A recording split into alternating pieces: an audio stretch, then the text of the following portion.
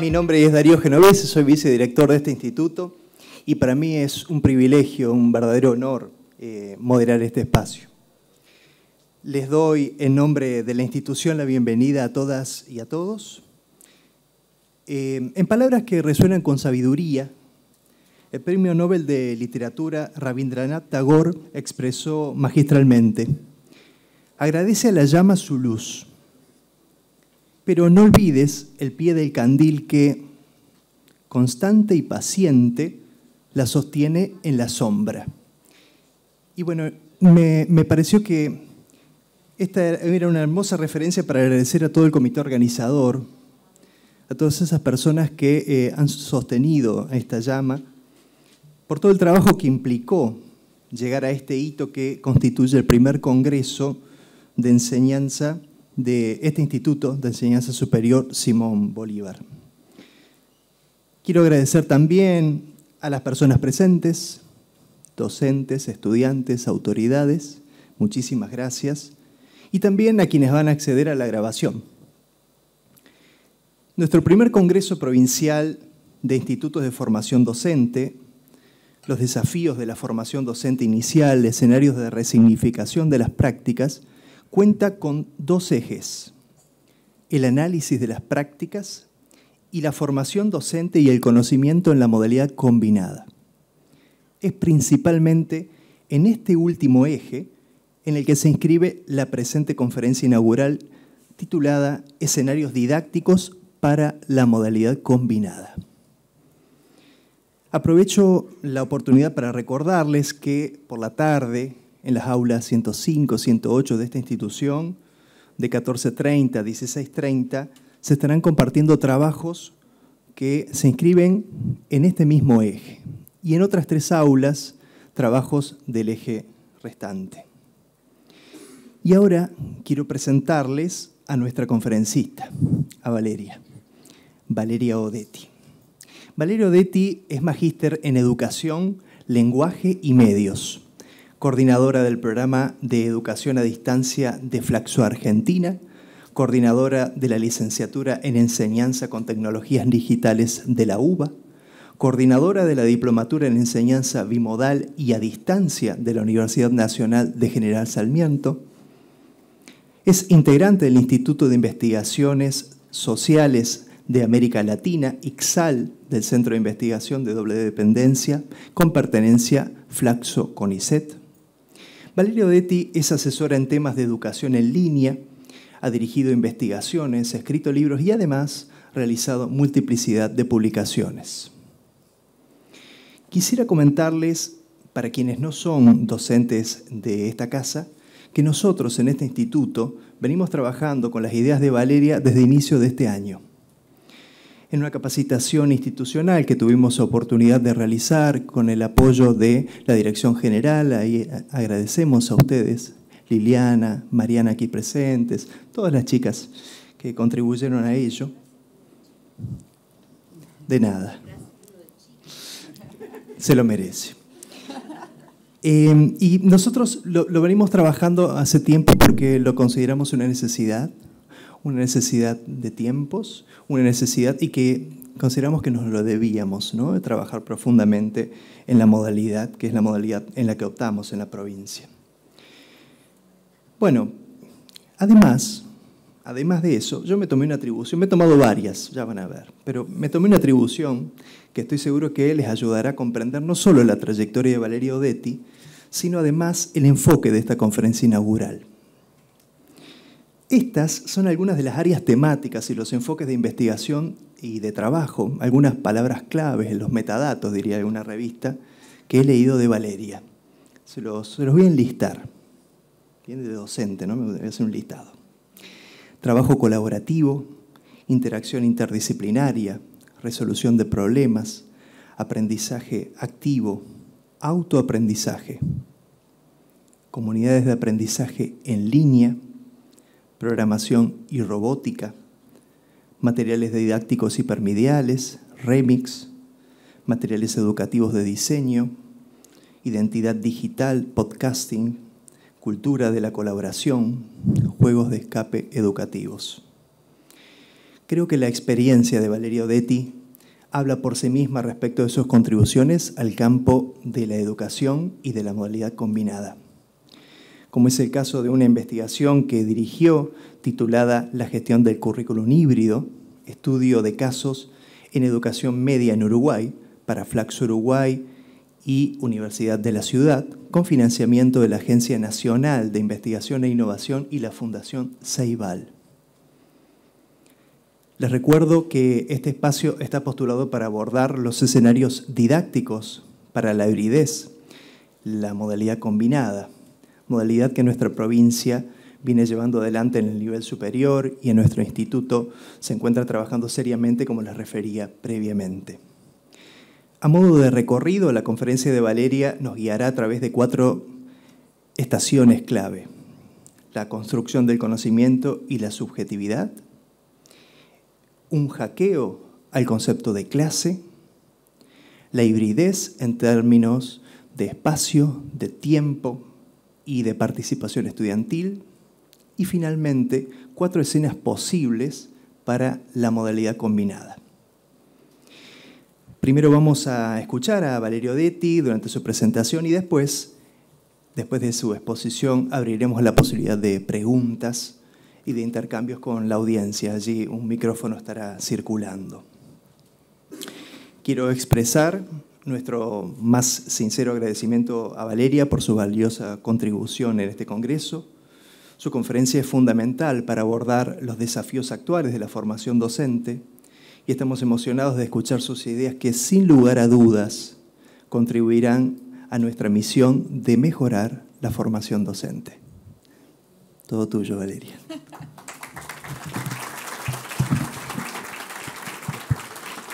Bueno, muchas gracias. Después de toda la introducción del Congreso y de la presentación de Darío, voy a hacer lo único posible, que es decepcionar, naturalmente, ¿no? No hay forma de estar a la altura. Primero quiero agradecer muchísimo la invitación.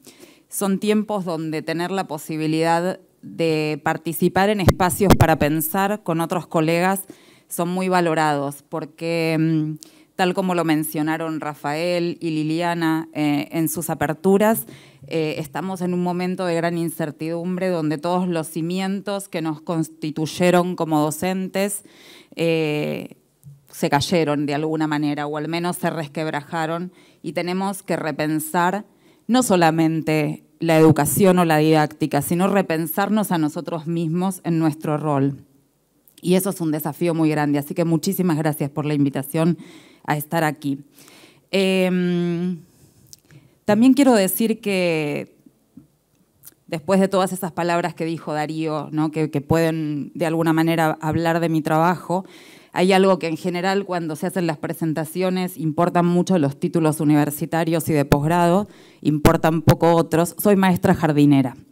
Y aunque hace 20 años que trabajo en la universidad, hay algo de eso que se quedó para siempre. Tiene que ver con pensar la diversidad, con que el aula no es única. Jamás en la vida a las maestras jardineras se nos ocurrió pensar que había una actividad que todos iban a hacer de la misma manera. Entonces pasa, cuando trabajo en la universidad, sobre todo, y en la formación docente dentro de la universidad, que a mí me cuesta mucho pensar por qué algún día pensaron que había una única manera de enseñar. Entonces, gran parte de ese recorrido mío tiene que ver con ese lugar de donde partí. Algo que dijo Liliana es muy importante. Esto que estamos viviendo ya había empezado antes de la pandemia. Estamos en un cambio de época y no solamente en una época de cambios. ¿Por qué? Principalmente porque la forma de producir, circular y legitimar el conocimiento cambió. La sociedad digital, la sociedad pantalla, como lo llaman algunos sociólogos, propuso en esa interacción con la tecnología otra manera de producir el conocimiento. Y nuestro trabajo como docentes tiene que ver fundamentalmente con cómo se produce el conocimiento. Entonces, necesariamente era un trabajo que iba a estar interpelado. Sin embargo, en el caso particular de esta sociedad digital, lo que presenta es un desafío que va más allá de plantearnos en el vínculo con la construcción del conocimiento.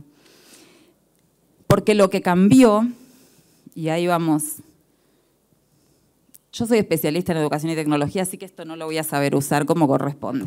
Voy a ir al teclado, ahí está. Es la concepción del tiempo, es la percepción del tiempo. Javier Echeverría decía ya hace muchos años, nos empiezan a quedar viejos muy rápido los autores, los textos, los conceptos, ¿no? Precisamente por un tiempo tan acelerado. Él hablaba de que existían 3 entornos, el rural, el urbano y el digital, y que cada uno de esos entornos tenía una concepción del tiempo y del espacio particular, una forma de habitar ese tiempo y ese espacio particular.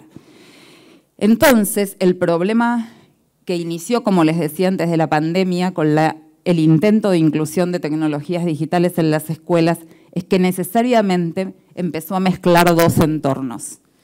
Y este es el gran desafío sobre el que voy a ir hacia el final de la presentación cuando hablamos de la modalidad combinada, que de alguna manera tenemos que mezclar 2 percepciones y 2 formas diferentes de habitar el tiempo y el espacio.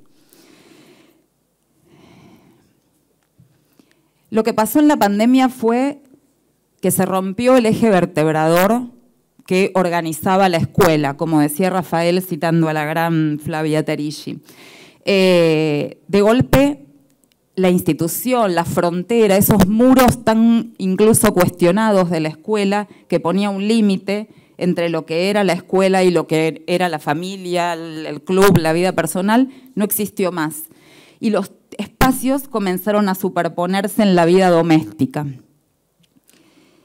Y eso permitió varias cosas. Por un lado, demostró la inmensa capacidad de los docentes de aprender en circunstancias totalmente excepcionales. A mí me tocó, siendo directora de educación a distancia de la Universidad de Flores, dirigir todo el dispositivo de emergencia para en un mes tener una réplica exacta de una universidad que tenía 7 facultades, 4 sedes geográficas, y donde el 90% de sus docentes no habían trabajado nunca a distancia.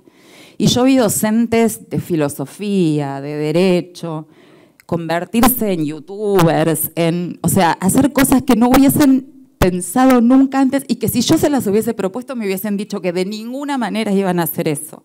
Y sin embargo realmente tuvieron una transformación tremenda. Otros no, como también decía el texto de Flavia que citó Rafael, bueno, miraron por la ventana o por el balcón, se quedaron en algún lado, pero la inmensa mayoría demostró una capacidad muy importante de adaptación a eso.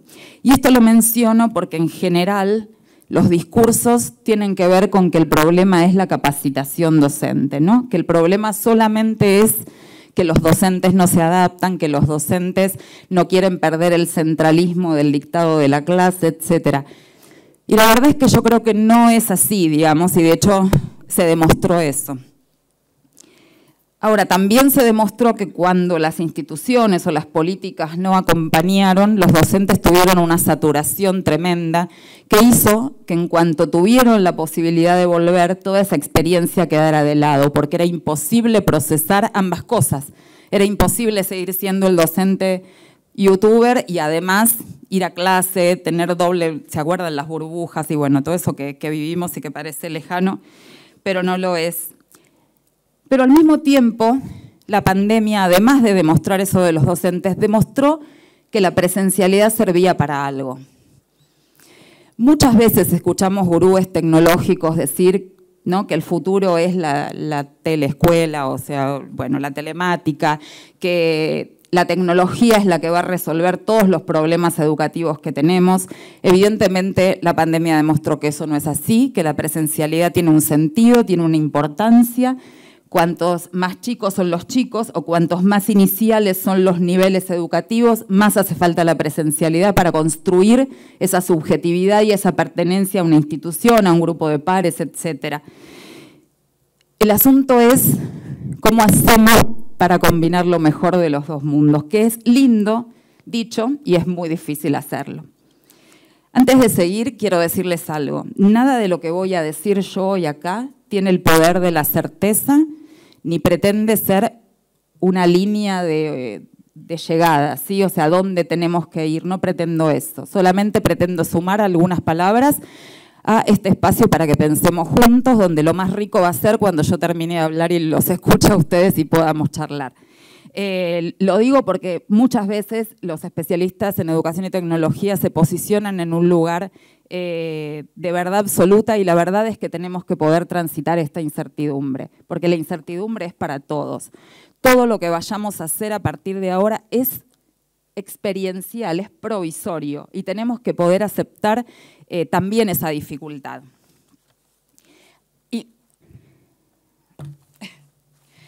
hay otra dificultad que también era previa a la pandemia, y es que también cambiaron las formas de construcción de la subjetividad. Roxana Cabello, una investigadora de la Universidad Nacional de General Sarmiento, decía ya hace varios años, en una investigación que hizo, que la construcción de la subjetividad en los niños y adolescentes de hoy se da en la interacción con la tecnología, pero que esa interacción con la tecnología depende del contexto social en el que esos niños y adolescentes estén inmersos. Por eso la escuela aparece como un lugar muy importante para pensar y para intervenir en esta construcción, en este uso de la tecnología que hacen. Porque la realidad es que lo que la pandemia también demostró es la inmensa brecha digital que hay, no solamente en el acceso a los dispositivos, sino también en el acceso simbólico, es decir, en la posibilidad de producir realmente contenido, actividades, conocimiento en interacción con esa tecnología. En este momento, la semana que viene es la última semana, en la Ciudad de Buenos Aires se implementó desde el año pasado un proyecto para los chicos de quinto año del secundario que hacen como una suerte de pasantías laborales, ¿no? Van unas horas durante algunas semanas a un espacio de trabajo. Este año recibimos grupos a mi equipo al programa de educación a distancia de Flaxo Argentina. Los chicos no saben usar Excel, no saben usar un documento compartido. Entonces, ahí es donde la escuela tiene que intervenir, porque digo, pueden saber jugar, pueden saber usar redes sociales, pero el uso interesante en el contexto de la producción de contenido, bueno, hay que enseñarlo en la escuela, indudablemente.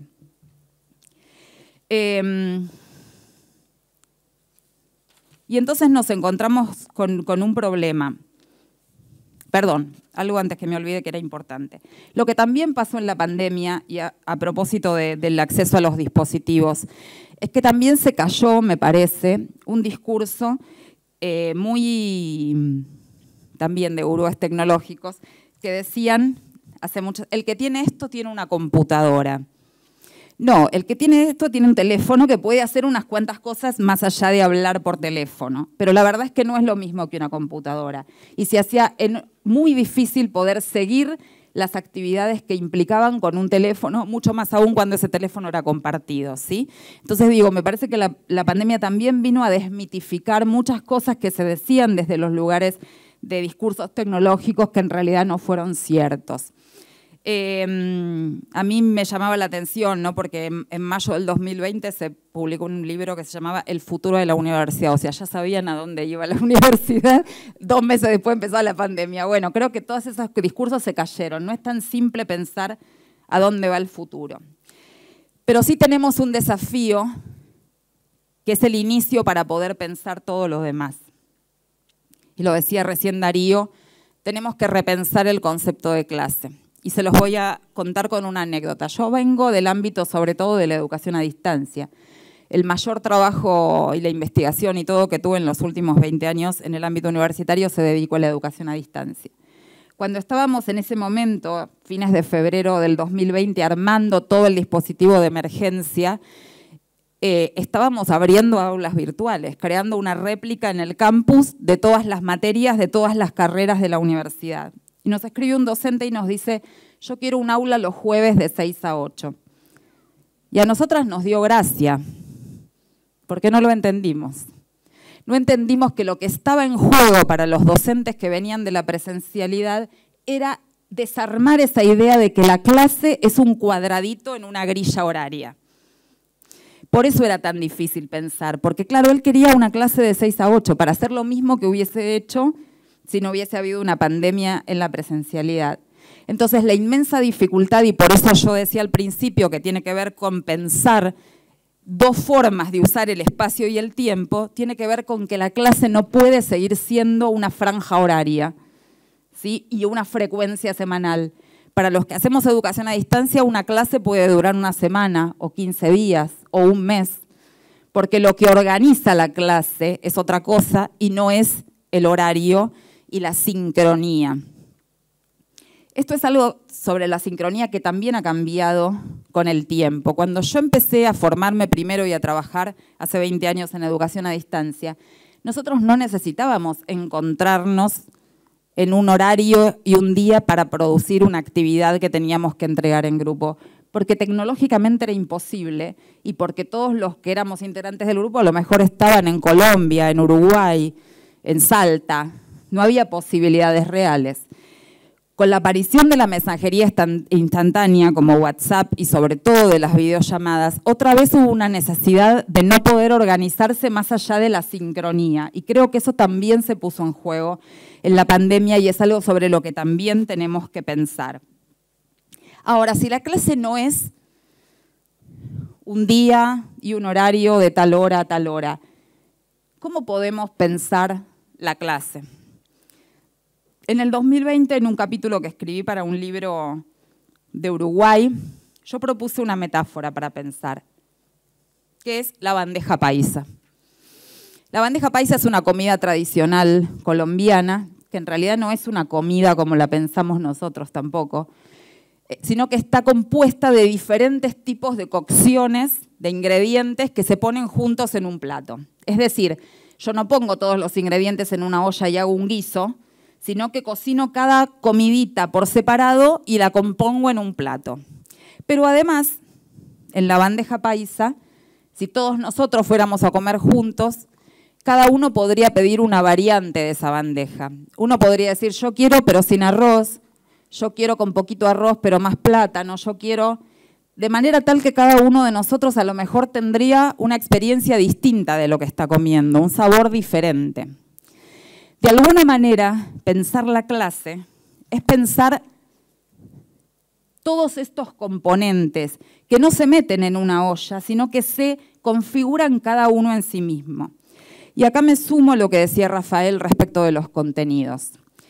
Si la clase anterior, la concepción de clase anterior que había o que propongo que discutamos, estaba atada a un horario, a una grilla en un horario, también estaba atada a un contenido. Y acá tenemos que pensar que el contenido es un componente, pero no el único de esta idea nueva de clase. Tenemos que pensar que además del contenido están las formas de participación de los estudiantes de la clase, cuál va a ser el espacio digital o físico que voy a usar, o una combinación de ambos, cuál va a ser la secuencia temporal que voy a usar para esa clase, cuáles van a ser las actividades, cuáles van a ser los materiales didácticos. Es decir, que pensar una clase es pensar un conjunto de componentes que se van a tener que componer precisamente, se van a tener que diseñar específicamente para un contexto dado y que son móviles. Puedo aumentar en un momento algo, darle mayor importancia y en otro momento darle mayor importancia a otro componente.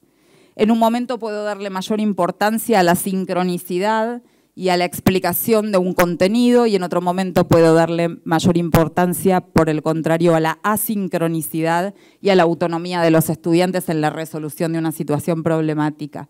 Entonces, de alguna manera se abren las variables y, por supuesto, se complejiza muchísimo el trabajo de los docentes.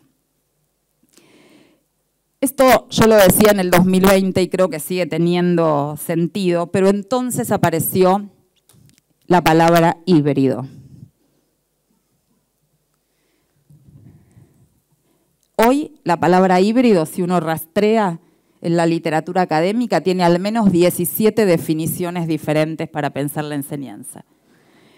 Desde que una propuesta híbrida es una propuesta donde un grupo de chicos está en el laboratorio, otro en la biblioteca y otro en el aula, hasta que un grupo está acá y otro grupo está por videoconferencia. O sea, es cuando realizamos el trabajo, los antecedentes para el trabajo de investigación que desarrollamos en Uruguay sobre la gestión del currículum híbrido en la escuela secundaria, no podíamos lograr una definición. Ahora les voy a decir la que logramos nosotros, pero digo, no podíamos encontrar una coherencia en la literatura acerca de qué es esta combinación. Y elegí esta imagen porque me parece que de alguna manera era metafórica de lo que pasaba, ¿no? Se consideraba que en definitiva el auto iba a seguir andando igual independientemente de cuál fuera el contexto, ¿no? De con qué lo alimentáramos, si con nafta o con electricidad. Y el problema de pensar lo híbrido en educación es que no va a andar el auto de la misma manera. O sea, no es lo mismo una clase que otra clase y no es lo mismo una combinación de ambas modalidades. Como les decía antes, se trata de atreverse a experimentar y a pensar algunas cosas por fuera de las lógicas con las que venimos trabajando. Y sobre todo se trata de empezar a construir espacios como este y como otros adentro de las instituciones para compartir experiencia y pensar juntos.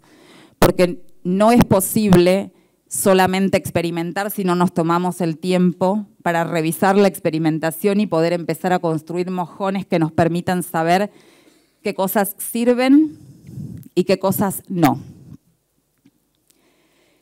Pensar la modalidad combinada es por lo menos pensar o tomar decisiones sobre 3 aspectos que son centrales y que van a estructurar todo lo demás. Y fíjense que adrede no está el contenido. Por un lado, evidentemente, es el espacio. Una cosa es el espacio presencial y otra cosa es el espacio virtual, como 2 polos opuestos. Pero después tenemos un gradiente. Si quieren, esto se lo podemos compartir, si no necesitan tomar nota. Que tiene que ver si el espacio presencial es el principal y el aula virtual actúa como complementaria, o a la inversa.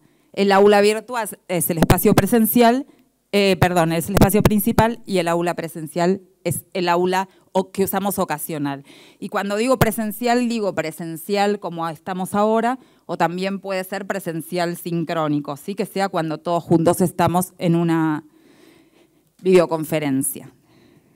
Ahora, más adelante, voy a hablar de la situación en la que un grupo está de manera presencial física y otro grupo está de manera sincrónica por videoconferencia. Ahora voy a hablar de eso. Por otro lado, tenemos que configurar el tiempo y otra vez tenemos como 2 opuestos, que es el tiempo sincrónico y el tiempo asincrónico. Pero si nosotros pensamos la clase como un componente más grande, podemos pensar combinaciones de estos tiempos. Entonces, podemos pensar materias o asignaturas o clases que sean principalmente sincrónicas, pero que tengan trabajos asincrónicos, y a la inversa. Clases que sean mayoritariamente asincrónicas, pero que tengan algún componente sincrónico. Pero lo que importa también es pensar en esa articulación y en esa toma de decisiones, qué van a hacer los estudiantes. Y acá quiero detenerme un poquito. Para trabajar en modalidad combinada hace falta una autonomía estudiantil que hay que entrenar. En general, desde siempre, la escuela ha dado por sentadas algunas dinámicas, ¿sí? Trabajen en grupo, investiguen. Nunca se enseñó a trabajar en grupo ni a investigar. Bueno, si necesitamos estudiantes autónomos, a esos estudiantes autónomos hay que enseñarles autonomía. No se puede dar por sentado, porque si no lo que vamos a hacer es aumentar aún más la deserción, la brecha entre los que pueden y los que no pueden. Por eso, en un trabajo que Nicolás ayer me contaba que lo habían estado viendo también cuando hicieron la capacitación, yo decía, bueno, en los primeros años hay que privilegiar lo presencial porque es donde se lo forma para pertenecer a esta institución y se les puede formar en esto, en herramientas de su gestión estudiantil, y a partir de ahí se puede empezar a abrir ese camino para que empiecen a tener mayor autonomía. Que vale la pena no solamente por la experiencia de lo que pasó en pandemia, sino vale la pena porque cada vez más sus vidas laborales a futuro van a tener un gran componente de trabajo a distancia y de trabajo remoto, de trabajo autónomo. Entonces también hay que educar esas competencias. Este gráfico que fue construido este año, yo con mi equipo hicimos una evaluación externa de una institución de un país latinoamericano que había implementado una modalidad híbrida y que 2 años después, bueno, requería una mirada. Y entonces los ayudamos un poco a estructurar estas cosas que no habían pensado, ¿no? Lo híbrido no es solamente que fue un concepto que pisó fuerte, sobre todo porque tecnológicamente requería que las instituciones tuvieran una inversión muy grande y eso, por supuesto, a las empresas les importaba mucho, que era que haya estudiantes en un aula y otros estudiantes en una pantalla. Nosotros intentamos construir este instrumento y otro que ahora les voy a mostrar para intentar pensar otras formas posibles de esta combinación de modalidades. Entonces, este cuadro no hay que leerlo como... ¿Funciona esto si me atrevo? No veo nada. Bueno, no hay que leerlo como si fuera, no sé, por columnas, ¿sí? Lo que hay que pensar es que uno puede de cada eje, de cada fila, apretar un botón y que eso da una combinación posible. Que el mes siguiente puedo apretar otros botones y tener otra combinación posible en función de las respuestas que van dando los grupos o en función, ahí sí, de las materias, de los contenidos, de las disciplinas, de lo que necesitan. Pero en principio pensar las dinámicas tiene que ser mucho más flexible y móvil. Y entonces, a propósito de eso, y revisando la literatura y un poco intentando construir criterios, que como les dije al principio no son criterios estancos ni mucho menos cerrados, ¿sí? Son criterios que podemos construir en este momento, que seguramente el año que viene podremos revisarlos y tendremos otros. Fíjense que no estoy hablando de cómo juega la inteligencia artificial, que empieza a jugar fuerte y hay que prestarle atención, o sea, no estoy hablando de eso, aunque después les puedo contar algunas cosas que estoy pensando sobre eso. Pero entonces construimos 4 escenas posibles. La última escena, que sería la del cuadrante de abajo derecho, es el aula a distancia que los que hicimos alguna vez docencia a distancia conocemos. Totalmente asincrónica, con muchos recursos en diferentes formatos, textos, audiovisuales, hipermedia, podcast, etcétera, y con mucha autonomía estudiantil. En el extremo derecho, en el primer cuadrante, un concepto de García Moreira que a mí me gustó mucho, que se llama aula espejo. Él no le llama aula híbrida a eso de estar en el mismo momento personas de forma presencial y personas de forma remota, sino le llama aula espejo, porque de alguna manera es eso, ¿no? Es como un reflejo. Ahí lo principal es lo sincrónico. Tiene muchísimas dificultades didácticas esa modalidad. La realidad es que la vicerrectora de la Universidad Complutense de Madrid en la pandemia, en el 2020, tuvimos un encuentro, decía, los docentes somos actores de teatro o somos actores de cine, no podemos ser los actores de las dos cosas al mismo tiempo, ¿no? O sea, esta modalidad tiene un montón de falencias didácticas porque necesariamente uno o le habla a los que están en la pantalla o le habla, es muy difícil. Cuando presentamos los resultados de la investigación en Uruguay, en Montevideo, había algunas personas presentes y otras personas por Zoom. Y yo hacía la presentación y en un momento me di cuenta que me obsesionaba tanto que la gente que estaba por Zoom no se sintiera fuera, que yo estaba ignorando por completo a los que estaban enfrente mío. Entonces yo seguía hablándoles. Es muy difícil mantener la atención de los dos, es muy difícil, no digo que sea imposible, ¿sí? Pero digo que sostenerlo en el tiempo es muy difícil. Uno puede pensarlo una vez y hace un despliegue performático docente total, pero una vez. Tenemos que entender también que esas experiencias tan extremas cansan, y lo digo auténticamente, o sea, cansan, nos lleva un cúmulo de energía que es muy difícil sostener en el continuo. Entonces, puede ser una situación excepcional, pero después para mí hay que tomar una decisión que es o todos presenciales o todos remotos, pero entonces uno pone una dinámica de interacción. Sostener las dos es muy difícil. Y de hecho, aparte, los resultados de las investigaciones no están dando buenas experiencias. Y después tenemos las otras dos aulas que sobre las que a mí me parece, o las otras dos escenas, perdón, que es sobre las que a mí me parece interesante trabajar. El aula aumentada y el aula flexible. El aula aumentada es un poco lo que quedó, me parece, hoy después de la pandemia. Es un aula donde la mayor participación o la mayor forma de interacción es sincrónica, presencial o remota. Y el aula virtual aparece como complemento, donde yo pongo todos los materiales didácticos, las consignas, recibo los exámenes, lo que sea, pero el eje central sigue siendo la presencialidad o la sincronía. En el aula flexible en realidad es más parecido a lo que yo decía, de que tenemos que apretar botones para determinadas circunstancias que son móviles y pueden ir cambiando. Ahí el campus virtual o el aula virtual adquiere una relevancia mayor porque ya no se trata solo de cobijar recursos, sino también de cobijar actividades y procesos. La ventaja de pensar las actividades para entornos virtuales es que el docente puede hacer el seguimiento del proceso. Cuando nosotros proponemos trabajos en grupo y los estudiantes vienen a los 15 días con el trabajo resuelto, uno no sabe lo que pasó en el medio. Cuando ese trabajo está mediado por tecnologías y el docente está mirando, uno puede saber cuál es el proceso que se dio en el medio. Por supuesto, ahí aparece una función docente que de la otra manera no se tiene, que es la de mediar en conflictos grupales, en ese proceso cuando en el medio de una discusión entre ellos nos llaman para que intervengamos, digamos. Por supuesto que se complejiza, pero al mismo tiempo uno puede tener un seguimiento mejor de los estudiantes.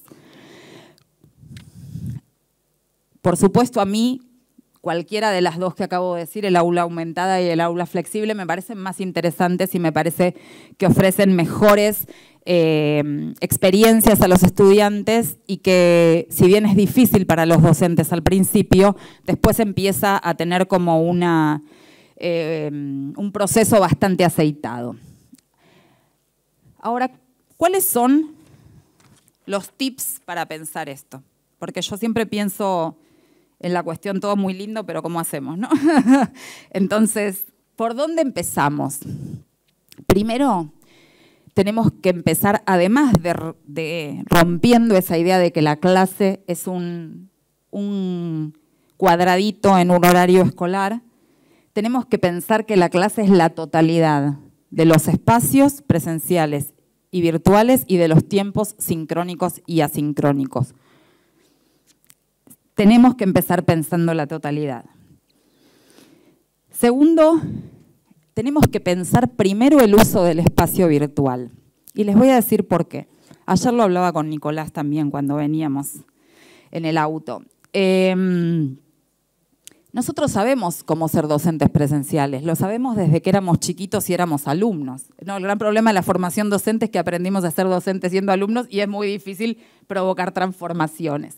Entonces, si nosotros planificamos pensando el aula presencial, siempre lo virtual va a ser marginal porque la inercia de lo que ya sabemos nos va a ganar. Si nosotros invertimos y empezamos diciendo el espacio principal es el aula virtual, primero obligamos a que todo el mundo tenga que entrar al aula virtual efectivamente. Entonces los materiales van a estar ahí, las consignas van a estar ahí, las entregas de las actividades van a estar ahí. Y también igualamos al que estuvo presente, al que estuvo ausente, sabe que está ahí, la información está ahí. Ya lo dije, ya lo mandé en un mensaje. Entonces, eso nos obliga a hacer un uso real del espacio digital o virtual. Pero además nos permite pensar para qué encontrarnos presencialmente. Porque si no, lo que pasa es que en la presencialidad reponemos aquellos que los estudiantes tenían que haber hecho en la virtualidad y como no estamos tranquilos ni seguros, lo repetimos. Entonces se vuelve, además de redundante, nos empieza a quedar poco tiempo para avanzar. Nos quedamos como en un recorte muy chiquito de contenidos, de lecturas, etc. Entonces, ¿para qué vamos a usar la presencialidad? Si va a ser para discutir textos, si va a ser para analizar casos, o no, o preferimos, tenemos que pensar para qué va a valer la pena que nos encontremos y qué cosas queremos que hagan en la virtualidad mientras no estamos nosotros, pero que creemos que les van a servir para adquirir esos contenidos o esas competencias que nosotros queremos que adquieran. La incorporación de metodologías dinámicas que pongan en juego esos contenidos y no solamente analizar un caso. Yo en ese capítulo en el que proponía el tema de la bandeja paisa hablaba de la didáctica performativa, que es uno de los temas sobre los que estoy trabajando ahora. La didáctica performativa no es solamente una didáctica que incorpora lo lúdico, los juegos, las situaciones, los análisis de casos. Es una didáctica que hace que el estudiante sea parte de la narración. Para ponerlo con un ejemplo concreto, yo podría darles a ustedes un estudio de caso clínico, por ejemplo, si fueran estudiantes de medicina, ¿no? Entonces, donde se narra un procedimiento, o podría decirles, doctor, lo estábamos esperando. Lo que pasa ahí es una cosa diferente. Yo no lo pongo en un observador que tiene que analizar un caso clínico y contarme qué vio, sino lo pongo en un actor participante de una situación que tiene que resolver en ese momento. Entonces, esas son dinámicas interesantes también para pensar para qué nos encontramos. Y son dinámicas interesantes también para darle una vuelta de tuerca a esto de que el juego es un elemento valioso para la enseñanza, es una estrategia valiosa. Como dije, soy maestra jardinera, así que no me voy a negar a eso. Pero en los adultos, lo que hace posible que el juego sea una estrategia valiosa es reflexionar después sobre el juego. O sea, es esa meta reflexión que diga, bueno, muy bien, lo hicimos. ¿Qué pasó? ¿No? ¿Por qué hicimos esto? ¿Por qué respondimos esto? Si no, no hay aprendizaje real en jugar por jugar. Incorporar, y ahí sí creo que tiene que haber una mirada institucional, ¿cuáles van a ser las herramientas de gestión para la autonomía estudiantil? La definición institucional de calendarios compartidos, de carpetas de Drive, o sea, de cuáles van a ser las vías de comunicación. En la investigación que hicimos en Uruguay fue como lo más difícil, no había como unidad en decir, bueno, esto es, ¿no? Puede resultar una imposición, pero en realidad ordena. Porque entonces el estudiante aprende desde primer año que estos son los correos electrónicos, esta es la dinámica para compartirle un material a un docente. Cuanto más homogéneo sea, también le facilita la vida al docente, pero sobre todo ordena la interacción del estudiante con la institución. Les puede parecer gracioso, pero el uso del calendario no lo conocen. El calendario digital no lo conocen. Cómo agendarse las cosas, las tareas. Yo he tenido estudiantes, mis estudiantes son docentes, porque yo trabajo en general en posgrado, en posgrados vinculados a la educación, que me han dicho, vos no me podés avisar el día anterior que tengo... No, yo te enseño a usar el calendario, después es un problema tuyo, ¿no? Porque esto está bien y porque esto en realidad... En este desafío que siempre tenemos en la formación docente, que es doble, que es formarlos, pero modelizar también una manera de trabajar. Entonces, empezar a que ellos también después puedan enseñarles, no sé, cuando antes de que existieran los teléfonos, o una maestra de una de mis hijas le enseñó a usar la agenda. Bueno, le enseñó a usar la agenda a los 11 años. Era importante ese aprendizaje. Entonces digo, bueno, enseñarles a organizar el tiempo y el espacio de trabajo. Y para terminar, voy a volver a decir lo que ya dije. Estamos en un momento realmente de cambio incluso inesperado. No sabemos cuál va a ser, o sea, no sé cómo va a ser nuestra vida dentro de 5 años. no solo la de Argentina, que está bastante en discusión cómo va a ser en los próximos meses, sino en general, la vida del mundo, no sé cómo va a ser. Entonces, tenemos que tomar este tiempo que necesariamente lleva una carga de angustia, porque es muy difícil la transformación, sobre todo para los que... Para todos, no iba a decir una tontería de eso para los que somos más grandes, para todos. Es muy difícil porque estamos rompiendo lógicas con las que constituimos nuestra subjetividad. Y uno no quiere, por supuesto, quedarse obsoleto y también tiene dudas de algunas de las transformaciones, ¿no? Entonces tenemos que poder transitar este espacio de incertidumbre, tenemos que poder romper esa lógica del maestro solo o el profesor solo teniendo que resolver, tenemos que poder aprender a construir espacios y trabajar en equipo.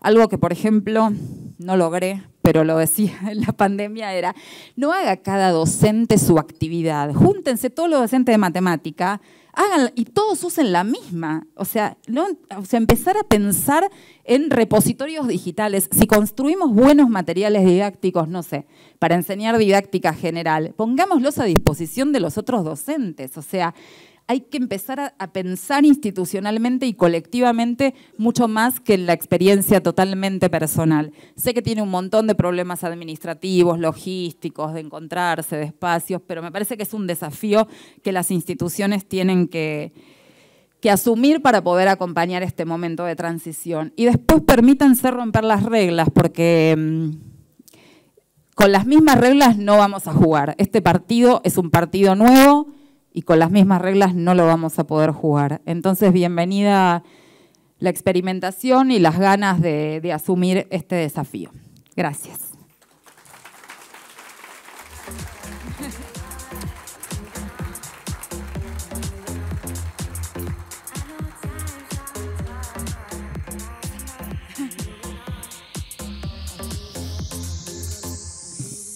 Estamos a punto de habilitar el espacio de preguntas y mientras la gente se va preparando, micrófonos a los costados para llevar al auditorio y demás, yo planteo una primera pregunta. Te voy a hacer una primera pregunta, ya que cerraste con esto de las reglas. Pensando en cómo trabajamos en los institutos de formación docente de la provincia de Córdoba, la modalidad combinada, donde en general, en la mayoría de los casos, combinamos semanas de presencialidad, alternando con semanas de virtualidad.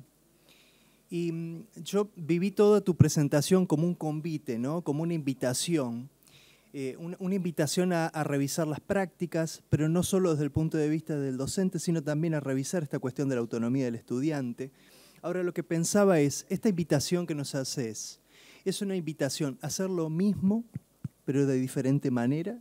¿O es una invitación a hacer diferentes cosas?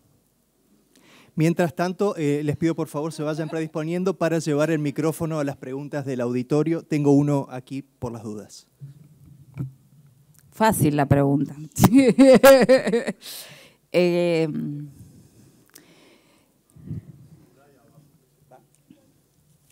Yo creo que la complejidad hoy es pensar qué cosas valen la pena seguir haciendo de la misma manera y en qué cosas tenemos que pensar otras maneras de hacerlo. Hoy hablábamos, mientras tomábamos un café, ¿no? Yo creo que hay cosas que siguen valiendo la pena. Sigue valiendo la pena encontrarnos presencialmente, aunque no sea todas las semanas, digamos, ¿no? Creo que sigue valiendo la pena. Creo que sigue valiendo la pena escuchar a un docente que sabe mucho, dar una buena explicación teórica. Ahora, el problema es si esa es la única estrategia. Porque es lo mismo. Podemos estar en un congreso y nos vamos a ir con un montón de ideas. Si todas las semanas tuviéramos un congreso, hay un momento donde no tenemos ideas nuevas para compartir. Entonces, me parece que el punto es no agotar las estrategias. Ver qué de lo viejo vale la pena y queremos conservar. Y ahí me parece que hay definiciones que se dan en el campo de la enseñanza, pero también se dan en el campo de la política y de las instituciones, ¿no? O sea, qué cosas nos importa en la jurisdicción, decir, bueno, no, esto va a quedar porque es una identidad que queremos conservar. Pero después, cómo abrimos el juego a todo lo nuevo que queremos hacer, que en definitiva hay que pensarlo como una constitución de identidad nueva, es decir, ¿cuál queremos? Si este es el sello que, no sé, este autor es un autor que se lee en Córdoba.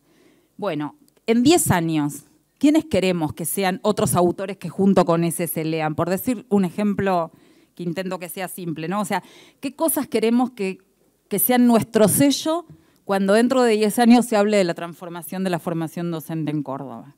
¿No? Entonces me parece que va por esos caminos la cuestión de lo nuevo y lo viejo.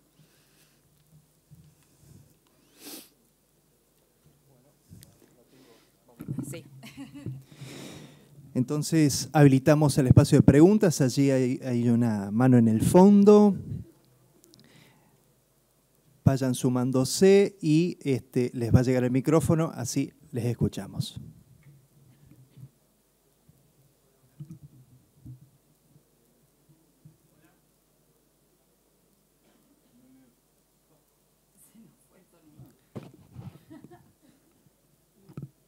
Hola, hola. Ahí está, muchas gracias. Bueno, antes que nada quería agradecer, digamos, por la exposición. Justamente en este tiempo, digamos, nosotros, digamos, somos estudiantes del Simón Bolívar y estamos en este tiempo justo realizando nuestras prácticas de segundo año del profesorado. Y no sé si nos habrá leído la mente, pero el día de ayer, en nuestra tercera jornada de prácticas docentes, salimos del instituto justamente con 1.000.000 de preguntas, mientras veíamos una clase de historia. Nosotros estamos en el profesorado de historia, donde antes que nada, lo primero que se nos pasó por la mente fue: ojalá que no nos pase esto. Ojalá que no nos pase esto cuando nos toquen en las prácticas de tercero y cuarto estar al frente dando clases. Lo que observamos fue un profesor de historia dando clases y una estudiante al fondo, medio dormida con el celular viendo una película. No sé si era una película de Netflix, bueno. Otro estudiante dibujando en su cuaderno, otros estudiantes en el fondo, en otra fila, jugando al ludo, entre 4. Otra estudiante haciéndole trencitas a sus compañeras. Entonces, y ninguno de los estudiantes atendían al profesor de la clase, que además, bueno, tenía, digamos, problemas de profe auditivo, digamos, no escuchaba, bueno, era la verdad que bastante bochinche la clase, y bueno. Y yo decía, digamos, ojalá que no me pase esto, ojalá que no nos pase esto. Y la verdad que respondió, digamos, a muchas preguntas, y una de las principales preguntas que nos hicimos el día de ayer en nuestra práctica fue: ¿qué hacemos con esto? O sea, le preguntaba, por ejemplo, a mi compañero pedagógico, ¿qué podemos y qué no podemos hacer cuando salgamos en el 2025, si Dios quiere, cuando nos recibamos? ¿Qué podemos y qué no podemos hacer frente a esta situación para capturar la atención de los chicos, para que justamente nuestra clase sea lo más efectiva posible, ¿no? Esa sería mi pregunta. Bueno, yo no leo la mente, pero leo el futuro, te va a pasar. Sábelo, te va a pasar.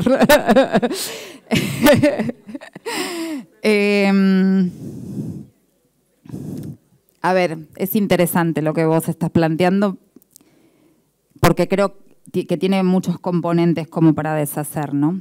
Por un lado, estamos en una crisis de representatividad, digamos. Estamos en un momento donde los estudiantes, especialmente los adolescentes, no se sienten interpelados por la escuela. Estamos en un momento donde la vulnerabilidad está en un punto muy extremo, donde en general no hay adultos que pongan límites, que acompañen, o sea, es difícil. Ahora, a mí me parece bien que vos te preguntes cómo motivarlos, cómo ser más atractivo. Pero me parece que también está bien preguntarte qué estás dispuesto a tolerar y qué no. Porque también es cierto que en pos de comprenderlo todo, muchas veces terminamos los docentes aceptando condiciones que no debiéramos aceptar. Yo puedo ser la persona más aburrida del mundo, pero si resulta que soy tu profesora, no mirás Netflix mientras yo doy clase. O sea, tiene que empezar a haber límites, tiene que empezar a haber un contrato didáctico claro. Más que decirte cómo motivarlos, lo que yo te diría es que lo que tiene que haber a principio de año es un contrato didáctico. Yo me comprometo a esto, espero de ustedes esto. Y me parece que cuanto más clara es esa lógica, mejores son los resultados. Ahora, ojo, porque el docente tiene que cumplir con lo que se compromete a hacer. Digo, el docente tampoco puede estar con mensajeando, ¿no? O sea, porque muchas veces miramos los errores de los chicos, pero no somos capaces de reconocer lo que nosotros hacemos trascendiendo las reglas. Entonces, me parece que es eso, tenemos que volver a pensar los contratos didácticos. Y además, desde esta honestidad, ¿no? Incluso ustedes cuando estén recién recibidos, bueno, estas son mis primeras experiencias, vamos a trabajar así y en un mes nos sentamos a charlar si funcionó y si no, hacemos otro contrato didáctico. O sea, me parece que es desde ese lugar de honestidad, pero de seguridad también de que el docente tiene un lugar de autoridad que tiene que poder defender. Muchas gracias. Allá y allá.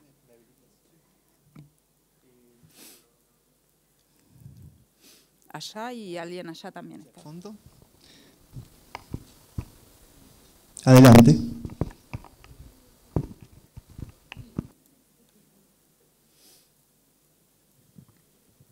Hola, hola, Sí. Ahí está. Buenos días a todos, mi nombre es María Galván, yo soy estudiante recibida de acá del Simón Bolívar, me recibí justo en el 2019 y después llegó la pandemia. Después me inscribí en otra carrera y fue cursante virtual y ahí sí caímos en la reflexión de, por lo menos de mi parte como estudiante, la importancia de la presencialidad. Cuando tomé horas en la modalidad burbuja y me di cuenta de la brecha digital que hay y que va a haber hasta que se pueda solucionar. Ya no son cuestiones docentes de nosotros, pero sí me di cuenta que nosotros podemos alfabetizar digitalmente a nuestros estudiantes. Hay muchas veces que nosotros nos concentramos en terminar con nuestra planificación, de dar todos nuestros contenidos, y si nosotros queremos formar estudiantes que sean alfabetizados digitalmente, nosotros tenemos que tomarnos 5 minutos y enseñarles a cómo funciona un correo electrónico, cómo funciona una agenda digital. Me ha tocado, ayer por ejemplo, habíamos hecho todo un proyecto para ver una película y a través de eso hacer todo un análisis, y nos tocó que el internet del colegio, bueno, nunca anduvo, pero bueno, descargar datos, pasarle a la compu para que podamos ver la película. Los chicos aparte habían estado buscando la película. Es como que entre todos, tanto estudiantes como docentes, si nos tomamos 5 minutos, lo charlamos, podemos llegar a hacer mucho. Muchas veces los docentes caen en esto de no, bueno, porque no anda el internet, porque no hay computadoras, pero se puede hacer muchísimo. Hoy en día todos los chicos tienen acceso a un celular, o por lo menos la mayoría, y si no, el trabajo grupal siempre sirve. Yo estuve usando aplicaciones para evaluaciones en vivo y los chicos quedaron como, ¡ah! ¿Qué es eso? Y muchas profes me han dicho, pero porque vos sos joven lo podés hacer. No, porque yo no sabía que existía hasta que lo vi y me busqué un video donde me explicaba cómo funciona Entonces creo que mucho de todo esto de la digitalidad, es como decías vos, que estamos en un cambio de época y no en una época de cambios, porque nosotros somos el cambio, nuestros estudiantes van a ser el cambio, y si nosotros queremos que el cambio funcione, nos tenemos que tomar 5 minutos. Y sí es cierto que hoy en día los adolescentes, por parte de las familias, a veces no tienen muchos límites, pero más que preguntarse, como decían los chicos, ojalá esto no me pase, es como decís vos, es un contrato que nosotros vamos a hacer con nuestros estudiantes, pero también a través de contrato mostrarle qué es lo que nosotros somos capaces de aprender por ellos. Porque me pasó que cuando tuve que hacer el examen virtual, en realidad fue una idea que lo vi y dije, lo voy a probar. los chicos quedaron como, profe, pero vos porque sos joven lo sabes hacer. No, chicos, yo no lo sé hacer. Lo aprendí, y lo aprendí porque veo que a ustedes les interesa más lo digital que un libro, que yo subir a la biblioteca y traerles un libro. Entonces dije, bueno, voy a aprender para que mis estudiantes puedan sentirse de alguna manera todos incluidos y que yo me intereso por sus intereses. Porque muchas veces dejamos de lado los intereses de ellos. Hoy en día todas las materias se pueden aprender a través de aplicaciones, pero sin embargo los docentes seguimos cumpliendo un rol muy importante y en esto recae de nuevo la presencialidad. Nosotros estamos ahí para ayudarte a aprender y no como el docente pedagogo de hace siglos. Eso nada más. A ver, varias cosas. Primero, la experiencia que vivimos, sobre todo en pandemia y en toda la parte de burbujas, no tiene que tomarse como la única experiencia posible de uso de la tecnología, porque esa fue una situación de emergencia, fue una situación donde salimos a responder a algo excepcional que nunca habíamos vivido y no tuvimos tiempo ni de pensar ni de planificar. Lo que se está proponiendo ahora es algo planificado, pensado, discutido, entonces estamos como en otra circunstancia, no pensemos que esa es la manera de incorporar tecnología. Digo, eso por un lado. Por otro lado, yo creo que hay algo que dijiste que es interesante y es que los estudiantes valoran mucho al docente que sigue aprendiendo, sea con tecnología o sea sin tecnología. El docente que trae algo porque lo que tiene es un entusiasmo que otro docente no manifiesta. Entonces, eso es lo que me parece que entusiasma o genera una buena recepción. Ahora, no estoy de acuerdo con lo que decías, por ejemplo, de para qué darles un libro. Yo creo que así como sigue teniendo valor la presencialidad, sigue teniendo valor el libro. No es precisamente lo que no tenemos que hacer es pensar que es una cosa o la otra. El problema es que son las dos. Ahora, ¿qué libro le vas a dar?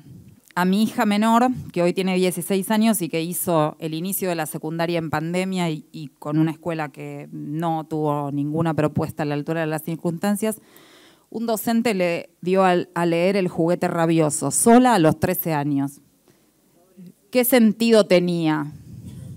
¿Qué sentido tenía? Ahora, ¿tiene sentido que lea un libro? Sí, tiene un montón de sentido. El problema es entender qué libro para cada circunstancia, para cada edad, para que los interpele y los haga desear la lectura. O sea, ese es el problema, pero me parece que no hay una dicotomía ahí. Y después, lo último, yo también pondría, entre comillas, esto de que todas las materias se pueden aprender con aplicaciones. Hace poco yo dirijo la carrera de licenciatura en enseñanza con tecnologías digitales en la Universidad de la Ciudad de Buenos Aires y un estudiante rindió su trabajo final de graduación que era sobre el uso de tecnologías digitales en la enseñanza de la química y fundamentó en algunos contenidos por qué no se podía usar tecnología. Y fue súper interesante porque en realidad no se trató de mostrar cómo usar un montón de recursos, sino como decir, bueno, ¿por qué no?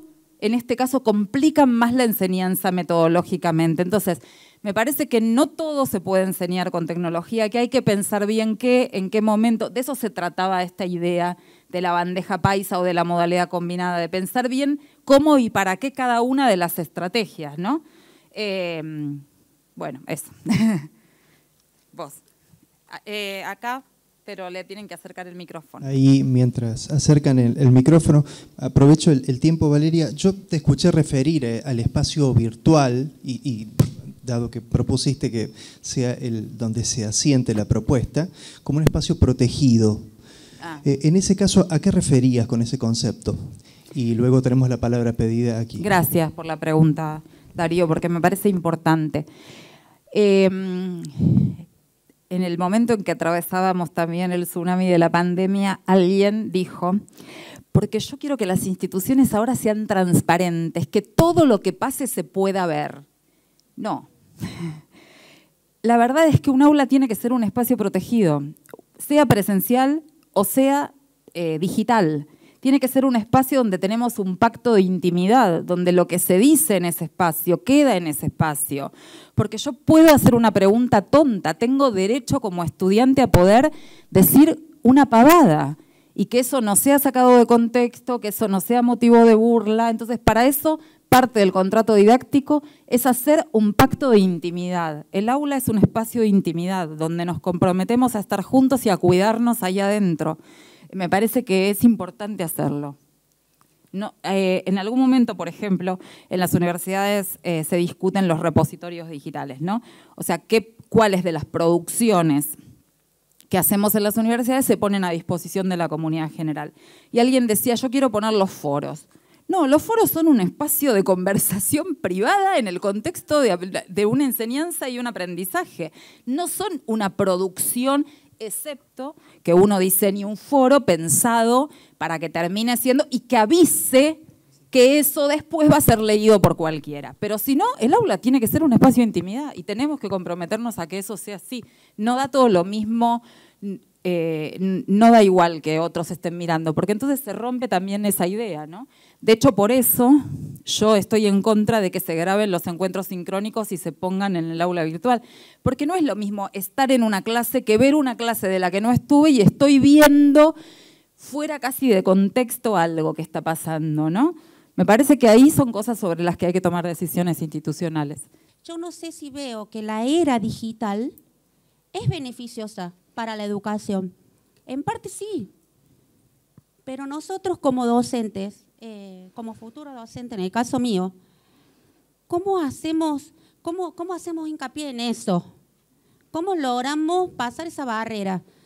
Sí, nos tenemos que perfeccionar nosotros, pero y a nivel superior, ¿cómo logramos pasar esa barrera para que nuestros futuros estudiantes no hagan algo como excelente, pero en conocimiento y aprendizajes estén vacíos?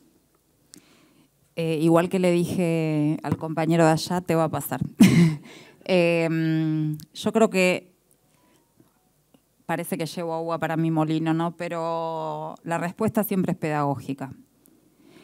La pregunta, en realidad, que deberíamos hacernos es qué tipo de consignas les damos que se pueden resolver con un texto en un chat.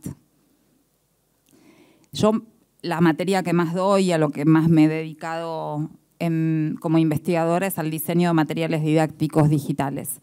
Es totalmente imposible que mis estudiantes construyan un material didáctico digital con un chat. ¿Por qué? Porque la propuesta tiene que ver con que ellos pongan en juego algo y hagan un producto que es de ellos. Habrá mejores, habrá peores, digamos. Y en todo caso, el problema es cómo entendemos que la inteligencia artificial llegó, existe, cada vez se va a perfeccionar más porque se alimenta de la interacción que nosotros tenemos con ella. Entonces, ¿cómo hacemos para que cada vez nuestras propuestas sean más interesantes o incluso para que la propuesta sea desafiar a la inteligencia artificial? Entonces, por ejemplo, nosotros hemos tenido experiencias de hacer exámenes donde les damos las consignas de examen y les decimos que se las hagan responder al chat. Que no las respondan ellos, que se las hagan responder al chat. Y después ellos que tienen que corregir al chat. A ver si es cierto, si de verdad está bien puesta la cita APA, si de verdad la cita corresponde. Digamos, el problema es cómo desafiamos eso que pareciera que está dado, por un lado. Y por otro lado es cómo lo tomamos de aliado. Nosotros, yo trabajo mucho con la construcción de escenarios de ficción, ¿no? Todo lo que tiene que ver con las didácticas performativas. Muchas veces le pido al chat que lo haga, que me tire ideas. Y después yo hago algo con eso. Pero a veces a mí las ideas se me acaban. Necesito como, a ver, quiero, no sé, esto, que sea algo, le pongo el escenario, en una escuela secundaria, en tal lugar, quiero que pase esto. Bueno, me tira una historia, yo después con eso veo qué hago. Nosotros estamos presentándonos ahora junto con Graciela Caldeiro, con José Miguel García y con Sofía García. Sofía y José son de Uruguay y Graciela de Argentina. Nos estamos presentando un proyecto de investigación donde lo que queremos es investigar cómo es posible usar las apps de inteligencia artificial generativa como asistentes del trabajo docente. Porque hay un problema ahí también, que es solamente intentar ver que el chico no la use o ver qué hace el chico. Y la pregunta es, ¿y nosotros qué podemos hacer? Y si resulta que nos facilita nuestro trabajo docente, si resulta que puede ayudarnos a construir un material didáctico, Entonces, lo que nos importa ver es cómo interpela el trabajo docente, pero no para amenazarlo, sino cómo puede sumarle y al revés, alivianar ese trabajo docente. Si nos sale la convocatoria y hacemos la investigación, les prometo que les vengo a contar los resultados.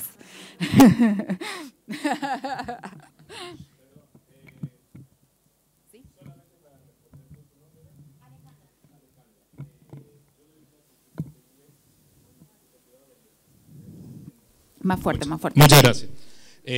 Yo trabajo en un instituto, doy clases de inglés y nosotros hacemos a nuestros alumnos que hagan un escrito en los exámenes finales. Con la llegada del ChatGPT, obviamente nos dimos cuenta de que hay muchos escritos. Nosotros conocemos a nuestros alumnos, sabemos qué pueden producir y qué no, o hasta qué nivel, en el nivel de conocimiento que tienen. Y nos pasaron desde la institución, así como está la inteligencia artificial que te crea, hay otra inteligencia que te corrobora si está hecho con una inteligencia artificial o no. Entonces vos tendrías que tomarte ese trabajo de pasar ese texto por esa otra contrainteligencia y te das cuenta si está hecho o no. Fíjense qué rápido somos para las tecnologías del control. Supuesto. Lo que queremos es validar el error, en realidad saber si lo hizo, si nos hizo trampa. Claro. Está bien. Como dijo, hicimos un seminario en la universidad y el rector sobre integración académica, integridad académica, que es un tema, ¿no? Sobre la honestidad y demás. Y el rector terminó diciendo, y bueno, si se copian, que se copian. O sea, hay un punto donde la verdad es que existe. Nosotros también nos copiábamos si no había inteligencia artificial. O sea, o como esto de Wikipedia miente. Los libros también pueden mentir. Depende de quién lo imprimió. O sea, digo, me parece... Sí, el contexto histórico donde se quiere publicar determinado... Digo, entonces me parece que hay como que desarmar esa idea de intentar controlarlo para pensar al revés qué uso creativo le podemos dar que de alguna manera los desafíe a hacer un uso distinto al que ellos hacen naturalmente. Allá...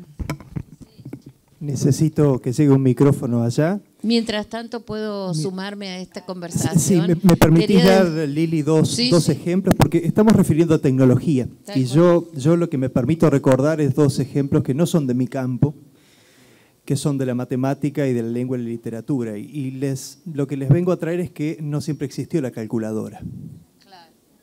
¿Y qué variable introdujo cuando aparece la calculadora? Y yo creo que hoy día ninguno de nosotras se imagina haciendo la cuenta sin la calculadora en ninguno de los campos, la química, la matemática, la física. Sin embargo, no nos hizo menos competentes para resolver esas situaciones, porque aprendimos a emplearla, incluso la perfeccionamos para que se lleve a campo. Y en el caso de la lengua y la literatura, el procesador de texto. Recuerdo una vez, estábamos con Rafael escuchando y una profe plantea esto. Claro, cuando aparece el procesador de texto, dijimos, ¿cómo vamos a trabajar ahora las cuestiones de la lengua y la literatura, lo que tiene que ver con la escritura? Porque eso lo corrige solo, tiene un corrector. Hoy día justamente usamos, como dijo Valeria, ese corrector y ese es argumento de trabajo también, ¿no? No, yo simplemente quería agregar a lo que comentaba, ¿cómo era? Victoria, Alejandra, que en realidad ella, cuando le propone al estudiante que lea lo que escribió, ya está generando, o sea, depende de cómo le propone esa actividad. Si uno lo propone para controlar que él quede en evidencia, que no lo escribió, o lo propone para decirle, bueno, a ver, trabajemos juntos, a ver qué está escrito ahí, por vos o por quien sea, pero trabajemos eso que se escribió. Parece que por ahí también aparece, bueno, lo que siempre hicimos los docentes, que es el trabajo pedagógico y didáctico con lo que tenemos, con el libro, con el texto, pero eso me parece central para seguir pensando y no el control para ver, porque como dice Valeria, siempre copia existe. Y no es el problema de la copia, sino cómo se aprovecha eso que copiamos.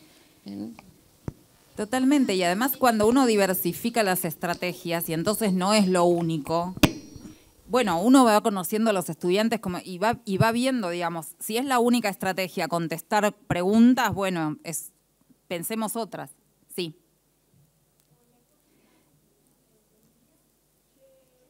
¿Tenemos micrófono para acercarle? Allá.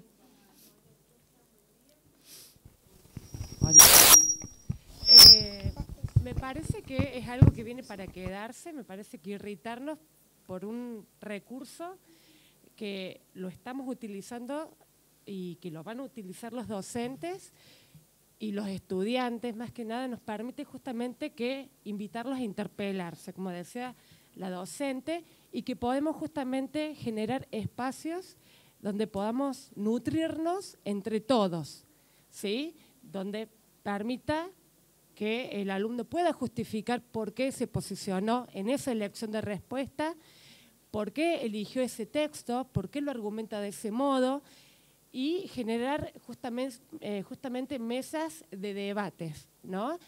Que está bueno, que no es una actividad individual, es una actividad grupal y que habilita justamente a crecer de manera colectiva en el aula, o sea, cambiar continuamente la dinámica en el aula. Sí, pienso que también es interesante, sobre todo con los más grandes, dar la discusión crítica.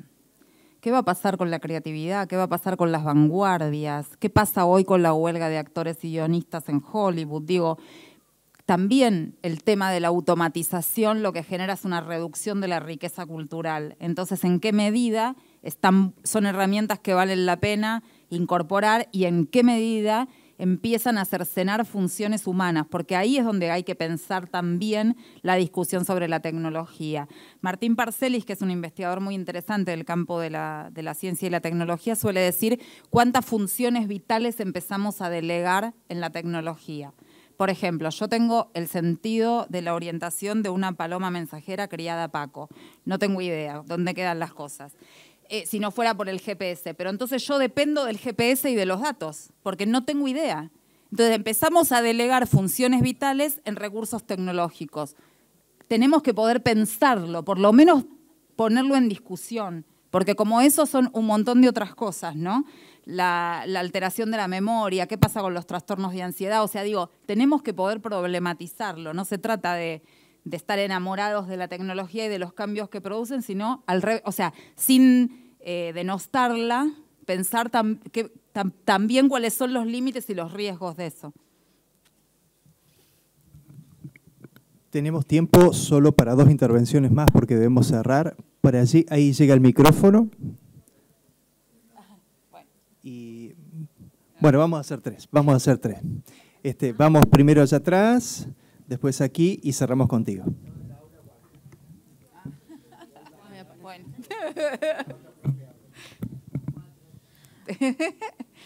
Sí. Bueno, yo en realidad me surgían... Mi nombre es Gabriela Perry, soy estudiante del primer año del profesorado de inglés. Actualmente soy la presidenta del Centro de Estudiantes del Instituto, solo para un contexto. A mí me surgían de escuchar el informe y de pensar la modalidad combinada varias reflexiones, más que preguntas, aunque sí voy a cerrar con un par de preguntas al aire. Algunas reflexiones y algunas preocupaciones en cuanto a pensar la modalidad combinada para nuestra formación como futuros docentes. En un momento del informe vos decías que estamos en un cambio de época y un cambio en la forma de difundir y de producir el conocimiento.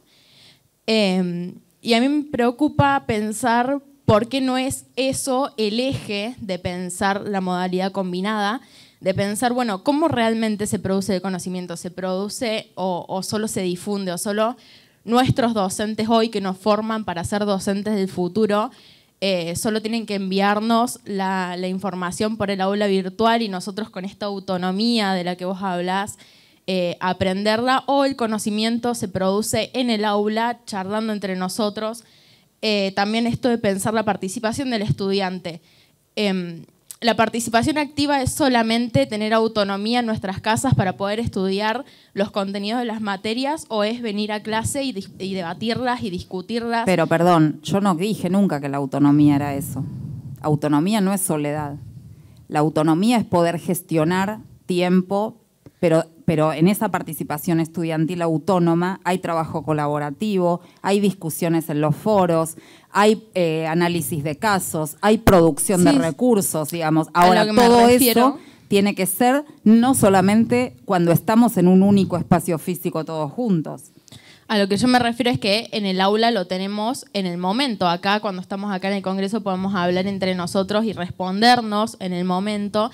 En cambio, si estamos en nuestras casas es diferido, cuesta más. Y también, me invita a pensar cómo gestionamos esa autonomía en los tiempos en los que estamos hoy en la sociedad y en la situación política, básicamente, y social en la que estamos viviendo, ¿no? También con esto que vos mencionaste de la brecha tecnológica, hay muchos compañeros, incluso en el nivel superior, que no pueden acceder a computadoras y que tienen muchos problemas para poder tener estos espacios de, si pensamos el aula virtual como lo principal, de poder ingresar y estar ahí realmente. Y además, vivimos en un contexto en que la mayoría de los que estudiamos también trabajamos, entonces no tenemos el tiempo libre para hacer todo en nuestra casa o más allá de esto de trabajar en grupo. Se complica mucho con los tiempos en los que estamos viviendo, en que necesitamos sí o sí trabajar mientras estudiamos porque no se puede mantener. Y a la misma vez, también me lleva a pensar en si lo principal con lo que pensamos, porque en esto que vos mostrabas el cuadrito y las columnas, yo pensaba, bueno, acá en el Simón claramente lo principal es el aula virtual, porque ahí es donde está todo nuestro material, todo el contenido. Muchos profes nos mandan muchos videos, cosas para ver y analizar, pero después venimos acá al aula y no tenemos la tecnología para poder ver ese video en clase, debatirlo en clase, poder leer. Siempre tenemos problemas con los proyectores, siempre alguno no anda. Entonces, ¿cómo hacemos para pensar esta modalidad combinada, esto de lo virtual y lo presencial, pero también pudiendo tener lo virtual en lo presencial, en el contexto en el que estamos? Y bueno, esa es la reflexión. Lo último que había notado es esto de que vos decís del modelo que es planificado, este modelo, y las preguntas que me surgían son, bueno, ¿cómo se planifica que realmente todos los estudiantes del nivel superior podamos acceder al aula virtual? En esto que te digo, hay una brecha tecnológica y también hay muchas diferencias entre nosotros en cuánto tiempo libre tenemos. Y cómo se planifica que en el aula tengamos estos medios para traer eso del aula virtual también a lo presencial. Bien, vamos por partes. Yo hice mi carrera de grado trabajando 2 turnos de escuela y a la noche iba a la facultad, y en el tiempo que no cursaba, básicamente los fines de semana, me reunía con mis compañeros a hacer trabajos prácticos y leía y preparaba actividades. O sea, en general en la Argentina el 80% de los estudiantes de nivel superior trabajan. No es un problema, hace muchas décadas, no es un problema de la virtualidad. El problema del acceso es un problema real y es un problema que tienen que acompañar las políticas públicas. Ahí no dependen de las políticas pedagógicas o de el trabajo de los docentes. Es una realidad. Ahora, en un modelo como el que decíamos de aula ampliada, donde lo que hay que hacer es entrar a un aula virtual, encontrar recursos, eso sí se puede hacer desde un teléfono. Diferente es cuando lo que necesitamos es que produzcan colaborativamente, o eso que se complica más.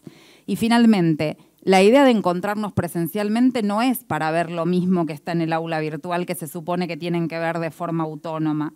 Si vos me preguntás, encontrarnos para ver un video no tiene sentido, que cada uno mire el video y encontrémonos para discutir o para hacer algo con lo que vimos en el video. De eso se trata.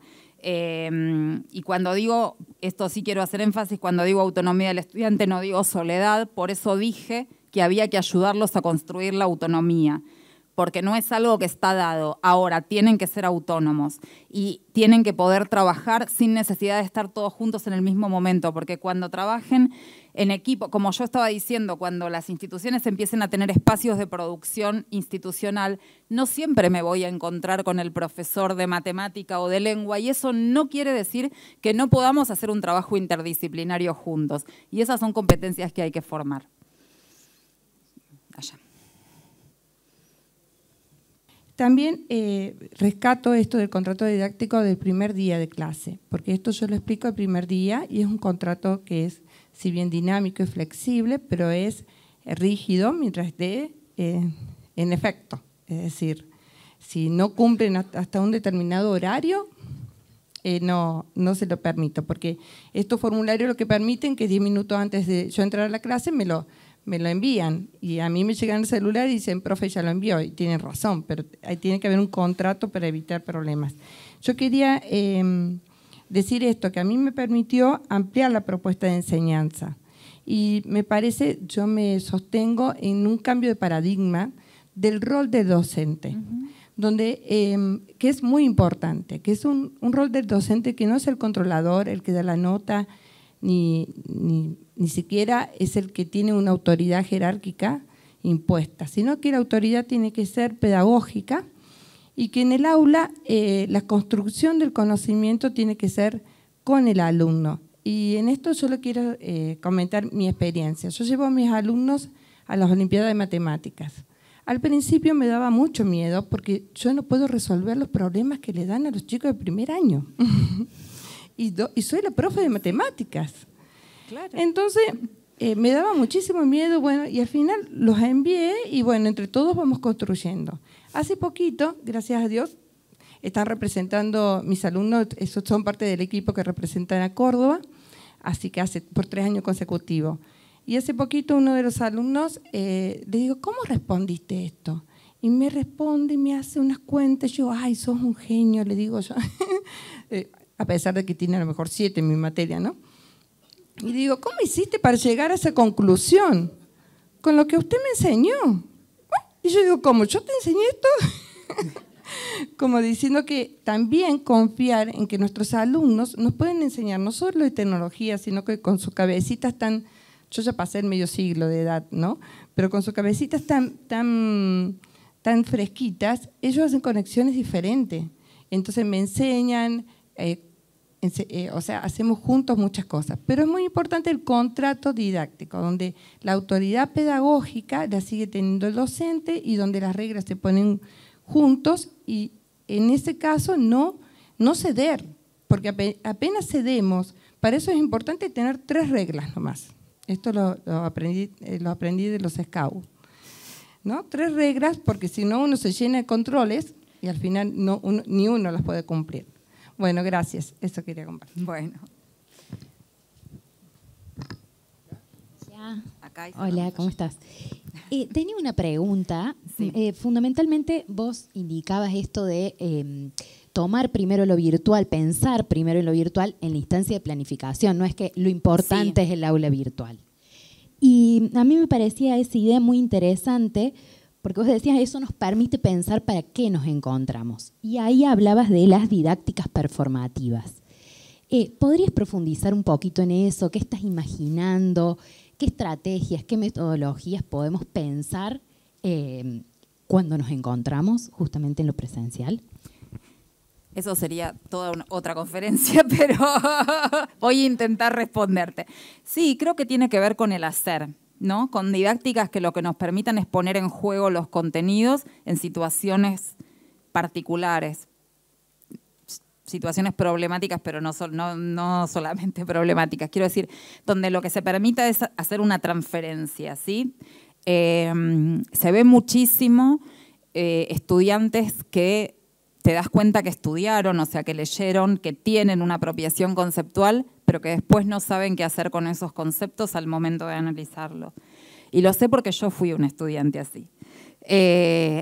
Claro, a mí me costó mucho hacer esa transferencia. Fue un aprendizaje que se lo agradezco siempre a Amanda Tubes, que para mí fue mi maestra en la universidad, que fue dejar de intentar sostener la teoría, olvídatela y mirá vos y qué preguntas podés hacerte vos sobre esto. Y eso te cambia el chip, porque entonces no se trata de cuántos autores citás, se trata de que todos esos autores te sostengan para empezar a construir una mirada propia de las cosas. Pasa un montón en el ámbito académico, y los que trabajamos ahí lo sabemos, que recibimos, a veces me toca ser evaluadora en revistas científicas, un artículo de 9 páginas con 36 citas. ¿Qué escribió ese autor? ¿Qué tiene para decir? O sea, me parece que hay un punto ahí donde tenemos que empezar a entender que el marco teórico no puede estar divorciado de la práctica. Entonces, tenemos que ponerlo en juego. ¿Sí? Y a eso me refiero con estas didácticas, que no necesariamente son, las performáticas son unas, pero digo, estas didácticas que lo que permitan es la discusión, el trabajo con casos, con proyectos, ¿no? O sea, bueno, ¿cómo llevamos adelante esto? ¿Y cómo lo podemos defender? Porque, ojo, tampoco tenemos que caer en que entonces eso es más importante que la fundamentación teórica que está detrás, ¿sí? Pero me parece que esa es la riqueza de encontrarnos. Aun cuando sea una discusión teórica, nos encontramos para discutir un texto. Está buenísimo tener la oportunidad de discutir un texto. Yo me acuerdo que en la facultad hice un seminario sobre Paulo Freire, que Flora Hiller, que era la docente, dijo, vamos a leer a Freire sin enamorarnos de Freire. Y era juntarnos a discutir los textos de Freire. Está buenísimo. O sea, te da aparte eso una gimnasia argumentativa, una capacidad de desmenuzar las cosas. A esas cosas me refiero cuando pienso en que pensemos para qué nos encontramos. Muy bien, ya no tenemos más tiempo, disculpen. Teníamos pedido la palabra a la profe Laura, si le llega un micrófono y ahí ya debemos cerrar. Micrófono de sala, ¿por dónde ha quedado?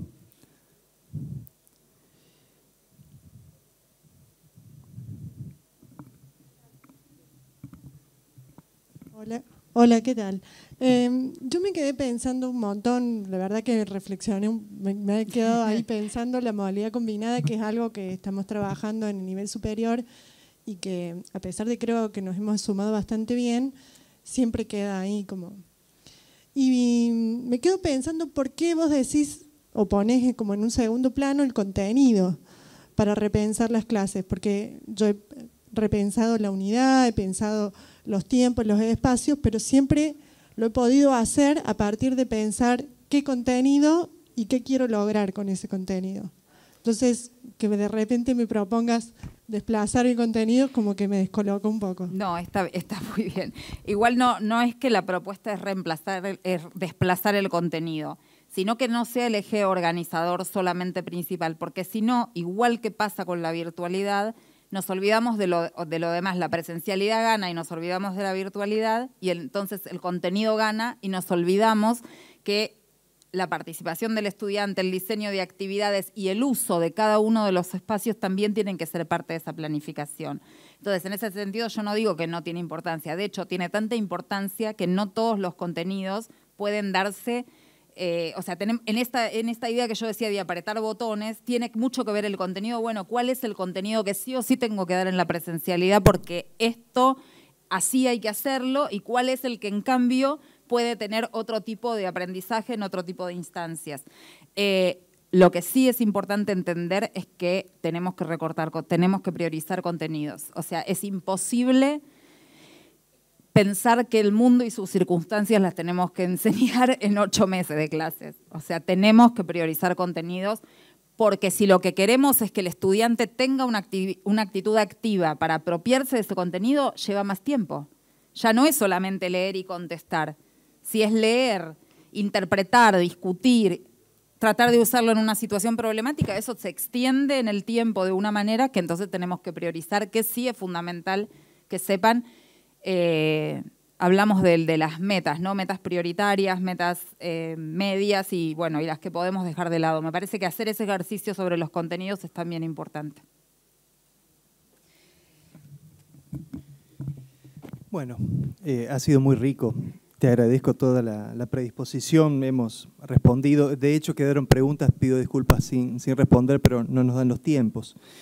Yo voy a hacer como un GPT humano en este caso, porque voy a generar un cierre de esta conferencia, pero me he tomado otra atribución, que es la de generar una reflexión, pero no, en realidad, si bien se las socializo yo, está en mis palabras, la construí yo, la hice a partir, esta reflexión personal la hice a partir de lo que estuve leyéndote y escuchándote hasta recién, ¿no? Y puse las configuraciones didácticas, esas maneras particulares que desplegamos las y los docentes para favorecer el proceso de construcción del conocimiento, los botones que apretamos, son dinámicas y cambiantes. Y creo que esta conferencia nos mostró que es necesario volver a analizarlas, a revisitarlas, a la luz de los nuevos contextos en los que el verbo estar se encuentra desafiado, interpelado, como decías en otra conferencia.